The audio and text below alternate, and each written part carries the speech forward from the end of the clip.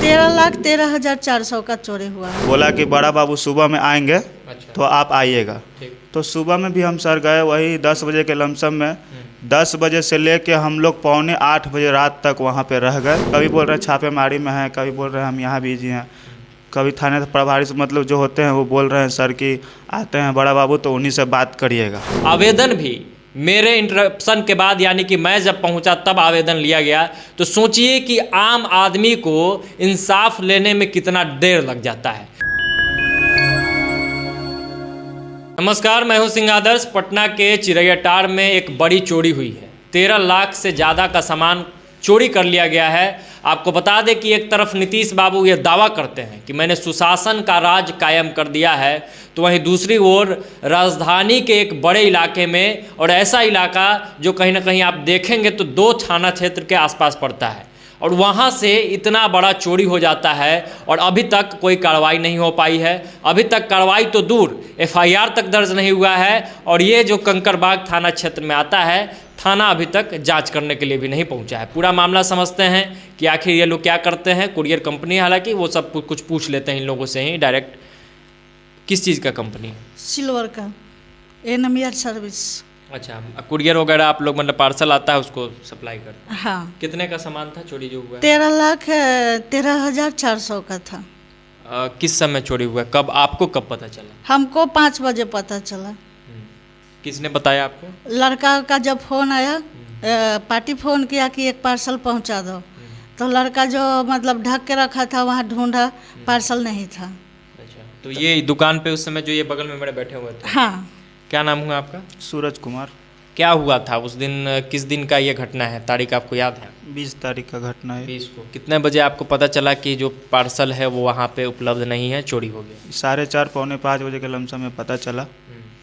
Party का phone आया जब कि पार्सल लेके आइए, तो वही हम पार्सल देखने आए तो पार्सल नहीं था। उसके बाद फिर अफरा तफरी मच गया। फिर हम मकान मालिक को भी बोले कि पार्सल नहीं है। अगल बगल में भी पूछने पाछने लगे, कोई पार्सल उर्सल लेके जाते हुए दिखे हैं क्या, तो फिर नहीं कुछ बोले। तो बगल में मार्केट के बगल में ही अपना मार्केट में ही कैमरा है, तो मैं बोला भी कि कैमरा चेक करवा दीजिए हमको। तो फिर तो बोले कि अच्छा देखते हैं, आनाकानी करने लगे। फिर अपना कहे कि ठीक है देखते हैं। फिर मालिक को भी हम फ़ोन कर दिए थे, तो उन लोगों ने बोला कि तुम लोग वहीं रहो। अपने मालिक को? आप हाँ, कंपनी के मालिक? हाँ, तो वो बोले कि वहीं रहो, हम भेजते हैं आदमी को। मेरे मालिक दूर रहते हैं, भेजते हैं। तो फिर उसके बाद आए तो फिर हम लोग जक्कनपुर थाना गए। तो जक्कनपुर थाना आया, अपना देखा उखा तो बोल रहा है कि ये हमारा जो एरिया है नहीं पड़ता है, ये कंकड़बाग का पड़ता है। कंकड़बाग में हम लोग गए तो वही लमसम में 8 बजे करीब में मैं गया था। तो 8 बजे से लेकर 9:30 बजे तक बैठा रह गया। वो लोग पेपर एक पढ़े भी, फिर बोले कि एड्रेस बताइए। और 8 बजे सुबह की बात कर रहे हैं या रात की बात कर रहे हैं? उस समय की जो रात में बात कर रहे हैं। तो बोला कि बड़ा बाबू सुबह में आएंगे। अच्छा। तो आप आइएगा। तो सुबह में भी हम सर गए वही 10 बजे के लमसम में। 10 बजे से लेके हम लोग 7:45 बजे रात तक वहाँ पे रह गए। कभी पता चल रहा है कि वो छापेमारी में गए हुए हैं कहीं, बड़ा बाबू आते हैं तो बात करिएगा। मतलब अलग अलग कारण से वो कह रहे हैं कि हम थाना में नहीं हैं। हाँ, थाना में नहीं है। कभी बोल रहे हैं छापेमारी में हैं, कभी बोल रहे हैं हम यहाँ बिजी हैं, कभी थाने प्रभारी से मतलब जो होते हैं वो बोल रहे हैं सर कि आते हैं बड़ा बाबू तो उन्हीं से बात करिएगा। अच्छा, आप लोग भी गई थी, आप भी थाना में गई थी। हाँ। क्या लग रहा है कि टाला जा रहा है इस मामले को? टाला जा रहा है। हम 8 बजे रात को भी कंप्लेन देने गए, बोले कि सुबह में आना 10 बजे के मतलब बाद थोड़ा रुक के आना। हम बोले ठीक है। तो हम लोग 9:45 बजे के करीब में वहाँ पहुँच गए। फिर उस टाइम भी मिलने के बाद वो लोग हमको बोले कि छापामारी में गए हैं, जब सर आएंगे अब बोलेंगे तो हो जाएगा तेरा काम। आज गई थी? आज भी हम वहाँ से कितने बजे करीब? अभी हम वहाँ मतलब 10:30 को पहुँचे हैं। 11 बजे वहाँ 12 बजे तक हाँ, वहीं थी। हाँ। और अभी तक थाना प्रभारी लापता है? नहीं, अभी भी वो लोग बोले कि बड़ा बाबू आएंगे ना तो होगा। कितना का एक बार फिर से बता दीजिए हमारे दर्शकों को, वो भी जान लें कितने का चोरी हुआ था, कितने रुपए? 13,13,400 का चोरी हुआ है। किसी पर शक?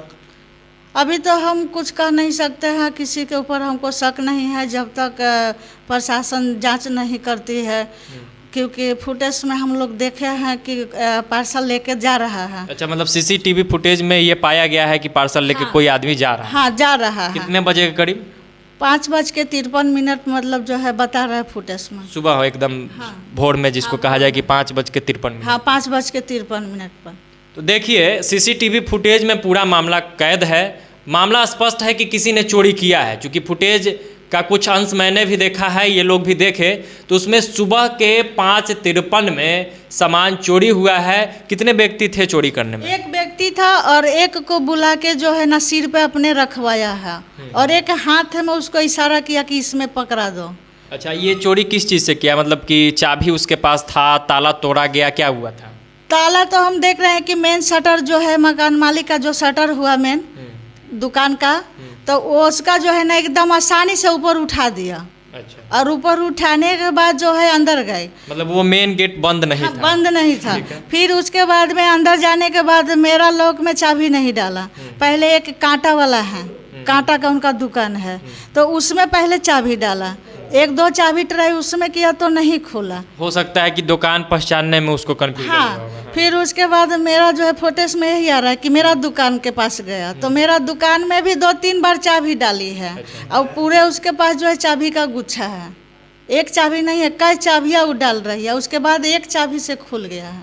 अच्छा, तो आसानी से जो है ना शटर उठाई है और उठाने के बाद 3 पार्सल निकाली है और निकालने के बाद तीनों जो है गेट पर ला के रखा है। फिर रोड पर मतलब जो है ना देख रहा है किसी को। फिर उसके बाद एक जेंट्स जो है आके उसको माथा पर रख भी रहा है। अच्छा, निकाली मतलब कोई औरत थी? नहीं, जेंट्स था। निकालने में भी जेंट्स था? जेंट्स था। और जो आदमी जो सामान धोने आया उसका उम्र क्या लगता है? बूढ़ा था, नौजवान था? कम से कम मान के चलिए कि 50 से पार होगा उम्र, जो सिर पर अलगाया था उसका। अच्छा, आप तो अक्सर रहते हैं ऑफिस पे, दुकान पे, जो कहिए, कोई ऐसा आदमी मतलब फुटेज देखने के बाद लगा कि कुछ उस तरीके का आदमी वहाँ आसपास में पहले से आता हो? नहीं, मतलब जाना पहचाना नहीं लग रहा है? नहीं। कोई अज्ञात ही लग रहा है जिसको आपने पहले कभी नहीं देखा उसको। तो देखिए मामला जो है एकदम स्पष्ट है। मैंने खुद थाना प्रभारी कंकड़बाग को फ़ोन किया और वो टाल रहे हैं। वो कह रहे हैं कि छापेमारी में गए हैं। ठीक है, पुलिस को बहुत सारा काम होता है, अलग अलग कामों से छापेमारी और बाकी चीज़ों में आप जाते हैं, लेकिन कम से कम घटनास्थल पर कंकड़बाग थाने को पहुंचना चाहिए था। कम से कम आवेदन स्वीकार करना चाहिए था। आवेदन भी मेरे इंटरप्शन के बाद, यानी कि मैं जब पहुंचा तब आवेदन लिया गया। तो सोचिए कि आम आदमी को इंसाफ लेने में कितना देर लग जाता है। सोचिए कि अगर आपका कोई पहुंच नहीं है, कोई पैरवी नहीं है, तो थाना दौड़ते दौड़ते मर जाइएगा, आपका एफआईआर लेने वाला कोई नहीं है। आखिर ये कैसी व्यस्तता है थानेदार साहब, आखिर ये कैसी व्यस्तता है थाना प्रभारी महोदय कि आप एक एफआईआर दर्ज नहीं करवा पा रहे हैं। आप छापेमारी में हैं तो आप अपने लोगों को जो थाना में पहले से मौजूद हैं उन्हें आदेश तो दे सकते हैं कि भाई एफआईआर कर लो। एफआईआर नहीं करवा सकते हैं तो कम से कम घटनास्थल पर भेज के आप जांच तो करवा सकते हैं। मैं तो धन्यवाद दूंगा जकलपुर थाना का, जो कहीं ना कहीं घटनास्थल पर पहुंचे थे। उनको ये बात पता था कि उनके थाना क्षेत्र में नहीं है, फिर भी वो अपने स्तर से थोड़ा बहुत जांच किए और अंत में जब उनको लगा कि अभी उनके दायरे से बाहर है तो उन्होंने कह दिया कि भाई कंकड़बाग थाने चले जाइए। और कंकड़बाग थाना ये लोग 2 दिन से घूम रहा है, सुबह शाम वहीं बैठा हुआ है और थाना प्रभारी ऐसे है कि थाना जाते ही नहीं है। अब उनकी क्या मजबूरी है या क्या सेटिंग चल रहा है अब वही जाने।